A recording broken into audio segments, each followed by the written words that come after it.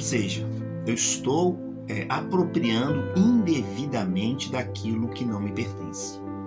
É o que o texto está dizendo. Aí volto novamente naquilo que eu já falei inicialmente.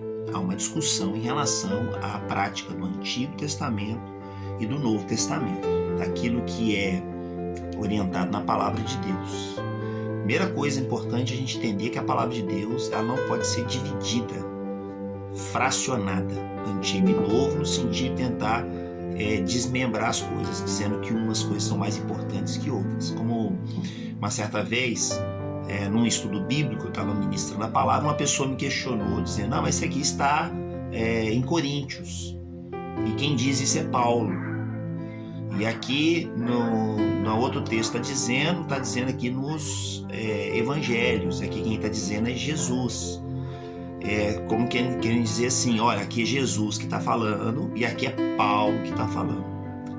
Aquele que crê na palavra de Deus, Timóteo vai dizer isso, que a Escritura, a palavra de Deus de uma forma geral, ela é inspirada pelo Senhor para trazer revelação ao nosso coração. Então não há distinção. A carta de Paulo aos Coríntios foi Paulo que escreveu, né? Ou aqui no Novo Testamento está falando de palavras de Jesus, como algumas Bíblias têm em destaque, em vermelho, as palavras de Jesus. A palavra de Deus é a palavra de Deus. Isso vale também no que diz respeito ao Antigo e Novo Testamento. O que cabe a nós é a compreensão. O contexto do Antigo Testamento e o contexto do Novo Testamento. O que no Antigo Testamento estava se referindo, no que diz respeito às leis e orientações ali, e o que no Novo Testamento, através da pessoa de Jesus, isso prevaleceu, permaneceu, e aquilo que foi cumprido em Cristo Jesus. Então, no que diz respeito à questão financeira, Deus é dono de tudo. Esse é o princípio que eu tenho falado aqui desde o primeiro vídeo. Ele é dono de tudo, inclusive da minha vida. No início desse vídeo eu falei sobre isso, eu entreguei minha vida a Ele como Senhor, ou seja, tudo que agora está nas minhas mãos, eu mesmo e tudo que está nas minhas mãos passa a pertencer a Ele. Então nada disso me pertence mais, tudo pertence a Ele. Então quando eu devolvo o dízimo, eu não estou agindo apenas com uma prática do Antigo Testamento, porque está lá em Malaquias. Eu estou entendendo que existe um princípio de Deus na minha vida, de governança. Deus é que governa sobre mim. Então eu devolvo. Reforcei isso na primeira parte desse vídeo, que o mínimo que o cristão pode fazer, financeiramente falando, é devolver a 10ª parte ao Senhor, cumprindo uma lei. Ele pode, e posso deixar isso muito claro para você, você pode fazer fora disso, no sentido de liberdade que Deus lhe dá, mas a expectativa certamente é você não fazer menos que a lei. A lei é uma base, é uma orientação básica. Eu sempre, quando falo de lei, eu lembro do uso do cinto de segurança quando a pessoa está dirigindo um carro. Por que foi criado a lei do cinto de segurança? Para que haja segurança para o passageiro, para o motorista em caso de colisão.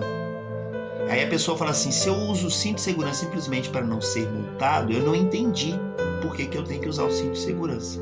Agora, quando eu percebo que o cinto de segurança ele é colocado aqui, né, usado aqui, para me proteger, guardar meu físico de qualquer tipo de acidente que possa acontecer, eu entendi o propósito da lei. Aí eu cumpro a lei não para não ser multado, eu cumpro a lei para minha proteção. Eu entendi a lei. A lei no Antigo Testamento era esse o propósito de Deus, para que houvesse uma compreensão, entendimento daqueles que serviam a Deus, dos propósitos e princípios que Deus tinha de governança sobre a vida daquele que era servo dele. Então é o princípio, era o que Deus queria nos ensinar, e não cumprir a lei pela lei. Não adianta também eu devolver a 10ª parte dizendo, pronto, paguei meu dízimo. Essa expressão muitas vezes é usada de forma equivocada. A gente devolve o dízimo. Por que eu devolvo o dízimo? Porque tudo, inclusive os outros 90% que ficar nas minhas mãos, pertence ao Senhor.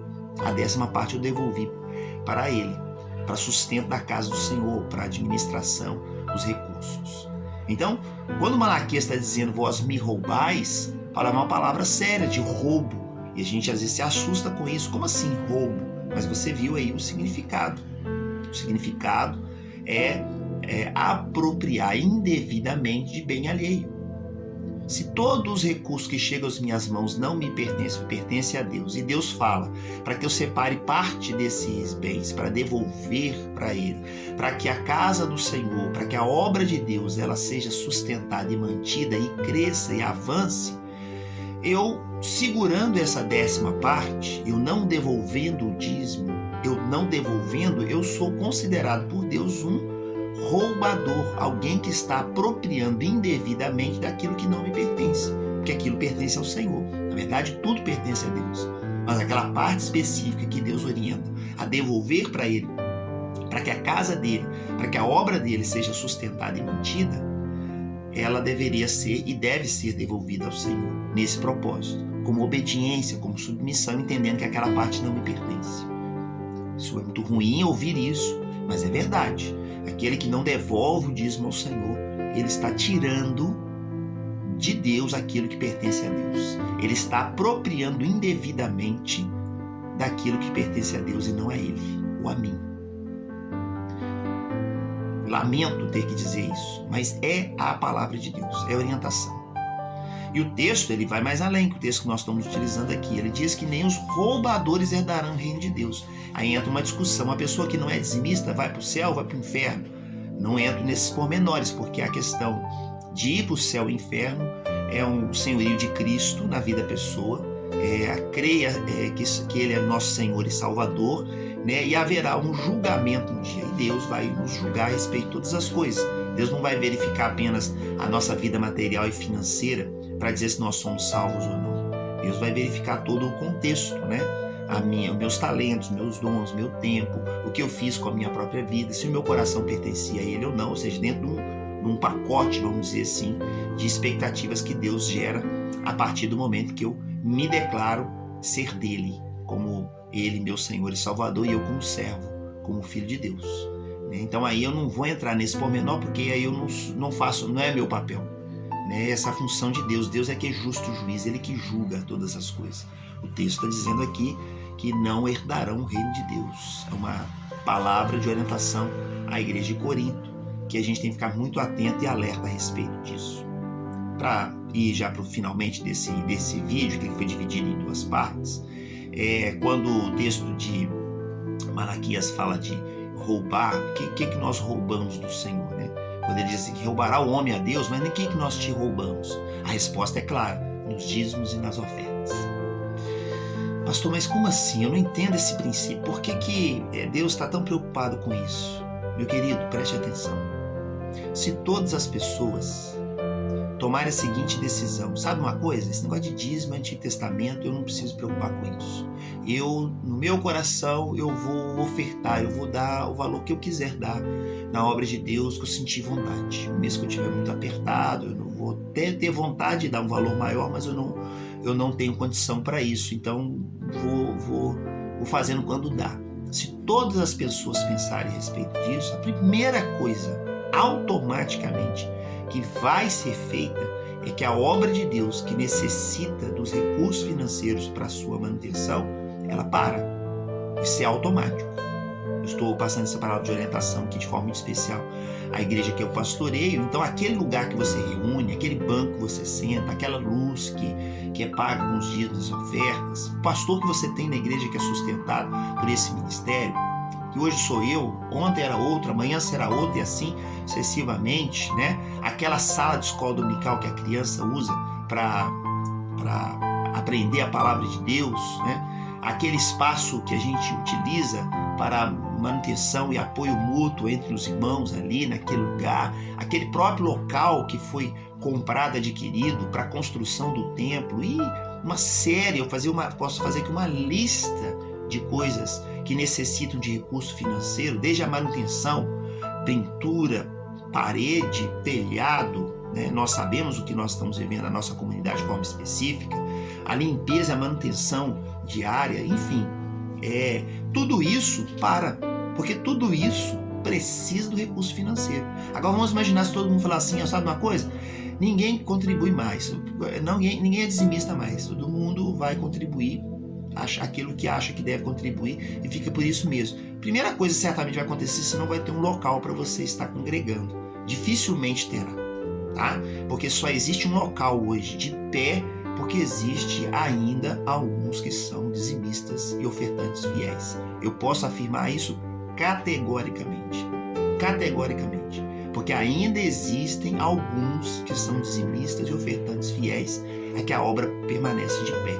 Porque se nós pegarmos em termos de levantamento financeiro, de todo o recurso que a igreja levanta mensalmente, cerca de 85%, eu estou colocando aqui mais ou menos esse patamar aí, ele é advindo de dízimos. E apenas 10, 15%, não chega a 20%, é referente a ofertas. Ou seja, as ofertas, o ato voluntário, ele chega a um valor bem abaixo do que é dízimo. Então, se todo mundo falar o seguinte, a partir de hoje não entrego dízimo. Então, e faço isso. É a obra de Deus, a igreja que você congrega, o ministério que você pertence, ele tem prazo de validade já declarado. A igreja nossa, pelo fato de ter imóvel próprio, a gente se mantém mais um tempo ainda. Mas as igrejas, por exemplo, que dependem do recurso para pagar o aluguel, para manter o salão aberto, etc, etc, essas aí automaticamente, porque o recurso não vai chegar mais. Ah, pastor, não vai chegar. As pessoas são doadoras, elas vão doar voluntariamente. O doar voluntariamente está baseado nas ofertas, como eu disse aqui, que hoje no percentual eu colocaria em torno de 15% no máximo que chegam as ofertas hoje de uma arrecadação da igreja no contexto geral. Estou falando da nossa realidade local, né? A segunda coisa, muita gente diz assim, então eu sendo dizimista, eu posso devolver meu dízimo para fazer uma obra social. Eu vou começar a pegar o dinheiro do meu dízimo e vou ajudar as pessoas de uma forma geral. Eu não preciso de um local especificamente para congregar, eu vou ajudar, fazer boas ações. Essa época agora de frio, eu vou comprar cobertor, entregar para um morador de rua, etc, etc, etc, etc. Ótimo, bênção de Deus se isso fosse real na prática. Quantas pessoas hoje ajudam obra social? Quantas pessoas hoje que não são dizimistas nem ofertantes tiram sequer um centavo sequer do seu dia a dia para ajudar uma família carente? É apenas discurso. Talvez até atende uma necessidade emergencial. Olha, tem uma família passando necessidade ali, precisamos ajudar. Aí eu vou lá e compro um pacote de arroz, compro um cobertor, um leite, compro um remédio, dou para aquela família. Mas dificilmente, não estou dizendo que isso é impossível, as pessoas têm esse ato de manutenção e prática sistemática de separar ali a 10ª parte dos seus recursos, com aqueles 10% não usar para si e usar para terceiros. Isso é categórico, isso é clássico. Se você for olhar, no geral, dificilmente as pessoas fazem essas ajudas mútuas, no sentido assim, mensalmente, sabe? Todo mês eu separo o recurso, entrego, etc.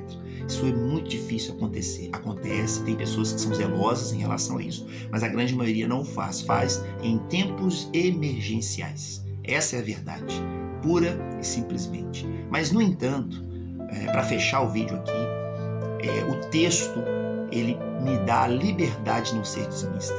Ele me dá a liberdade de não ser um cristão praticante, vamos dizer assim. Ele me dá a liberdade para fazer o que eu quiser. Tudo me é lícito, mas nem tudo me convém. Então a pessoa é livre. Você pode assistir esse vídeo e discordar dele do início ao fim e ter os seus argumentos. Seja livre. Não faça. Continue agindo como você acha que deve agir e siga em frente. Não tem dificuldade, problema nenhum em relação a isso. Você não é imposto a você. Nem Deus te obriga, quanto menos eu ou o vídeo que eu estou produzindo aqui. De forma nenhuma. Você é livre. O próprio Paulo vai dizer isso. Tudo me é lícito. Lembra que eu disse aqui no primeiro vídeo? Lícito é o quê? Aquilo que é permitido, aquilo que é apropriado para que a pessoa faça de forma tranquila, né? Mas o mesmo Paulo que diz tudo me é lícito, ou seja, eu posso fazer o que eu quiser, mas nem tudo convém que eu faça. Ou seja, não convém que faça, há um conselho dizendo, olha, há consequências a respeito disso. Há consequências a respeito dessas coisas. Então, esse vídeo, esse primeiro ponto aqui dentro dessa série, falando sobre tudo me é lícito, mas nem tudo me convém relacionado a dízimos e ofertas, que eu tive que separar em 2 vídeos para o vídeo não ficar muito extenso, eu quero compartilhar essa palavra para você. Agora, o desafio que eu faço para você, ore a Deus. Coloque diante do Senhor. Faça uma oração real e sincera diante de Deus. Deus, é vontade do Senhor que as finanças, os recursos que chegam às minhas mãos, eu devolvo ao Senhor pelo menos a 10ª parte, como dízimo ao Senhor. Se Deus disser para você de forma clara, não precisa, meu filho, fique à vontade, não entregue, não tem problema nenhum, não se sinta constrangido em relação a isso. O próprio Espírito Santo de Deus vai gerar isso no seu coração, né? Na liberdade do Espírito Santo.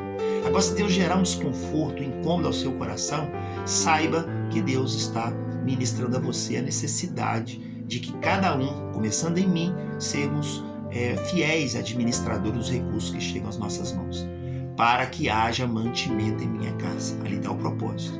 Lá no Antigo Testamento existia a tribo que dependia dos recursos financeiros do seu dia a dia. Não existe hoje a tribo que depende especificamente dos recursos, mas o ministério pastoral, sacerdotal, hoje ele depende e a própria obra de Deus depende. Alguém vai dizer assim, mas isso mudou, não existe mais essa questão das tribos, né? Mas o próprio apóstolo Paulo, ele vai dizer que aquele que esmera no trabalho, evangelização, do trabalho dedicado exclusivamente à obra de Deus, é digno que seja mantido pela própria obra de Deus. Então isso é registrado na palavra do Senhor. Então aqui achei, 1 Coríntios 9,14, ele diz assim, assim o Senhor também ordenou os que proclamam o Evangelho que igualmente vivam do Evangelho. Uma outra referência diz, assim também ordenou o Senhor que os que anunciam o Evangelho vivam do Evangelho. Ou seja, é um princípio, né? É óbvio, meus queridos, que nos dias de hoje nós temos muitos maus exemplos de pessoas que se enriquecem em relação à obra de Deus. Nós temos aí pastores, né, que vivem vida regalada, como milionários, né, andando de avião para cima e para baixo, avião próprio, moram em mansões, melhores lugares da cidade, carros, são os melhores carros, né, frequentam os melhores restaurantes, etc, etc, né? E aí essas pessoas vão prestar contas diante de Deus do que elas estão fazendo. Se elas estão certas e erradas, o Senhor é que vai corrigir, né? Nós temos os maus exemplos, enquanto igrejas regaladas, né, dão uma vida muito acima da média para alguns pastores e líderes, né? Às vezes ovelhas das suas próprias igrejas passam necessidades. Isso é verdade, isso é real. Agora, o que eu posso afirmar para vocês é que a grande maioria dos ministros, sacerdotes, pastores, evangelistas, a grande maioria, ele passa muitas dificuldades em relação a sobreviver pela obra de Deus. É igual o futebol. A gente vê aí o Neymar, o Messi, o Cristiano Ronaldo ganhando quantias enormes de dinheiro, mas quando a gente vai olhar o futebol de uma forma geral, a grande maioria dos jogadores ganham muito pouco. Alguns poucos ganham muito. Isso acontece também no que diz respeito à obra de Deus. Existem os exemplos de pastores que ganham muita fortuna e são ricos e até milionários em função da obra de Deus? Existe. A gente tem que ser sincero aqui e dizer isso. Mas o que eu quero dizer para você é que a grande maioria de pastores, evangelistas, missionários que dependem do recurso da obra de Deus não vivem de forma regalada. Você pode ter certeza absoluta disso. É só você olhar aí na sua cidade quantas igrejas grandes tem e quantas igrejas pequenas existem e como que aquele missionário, o pastor daquela comunidade local vive no seu dia a dia. Então não é para recurso próprio, para sustento próprio, mas para entender que há um princípio de Deus na nossa vida, de governança, de administrar os recursos que chegam às nossas mãos, devolvo parte ao Senhor como ato de consagração, dedicação e obediência a Ele, em amor, e para que a obra do Senhor ela seja mantida e sustentada. Então, tudo me é lícito, mas nem tudo me convém. Até o próximo vídeo. Deus abençoe a sua vida. Reflita muito a respeito desse assunto que demanda aí mais tempo para tratarmos, mas eu tentei aqui de forma mais ampla, né, e ao mesmo tempo resumida, porque o assunto é muito mais amplo que isso, compartilhar com você. Deus te abençoe e até o próximo vídeo.